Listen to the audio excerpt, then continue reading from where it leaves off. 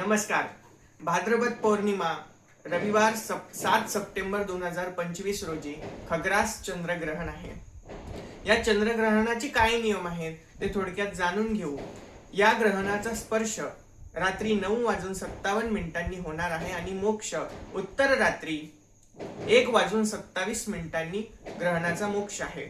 या ग्रहणाचे वेध जे आहेत म्हणजे ग्रहणाची नियम पाळण्याची जी वेळ आहे ती दुपारी 12:37 चालू होणार आहे. म्हणजे ग्रहणाचे वेध 12:37 दुपारी चालू होणार आहेत. या वेळेनंतर अन्न ग्रहण करण्यासाठी बाधा येते, अन्न ग्रहण करता येत नाही. त्यामुळे 12:37 आधी तुम्हाला जेवण करून घ्यायचंय. आणि जे कोणी बाल, वृद्ध, आजारी, अशक्त, गर्भवती महिला असतील त्यांना मात्र ग्रहणाचे वेध संध्याकाळी 5:15 वाजेनंतर चालू होणार आहेत.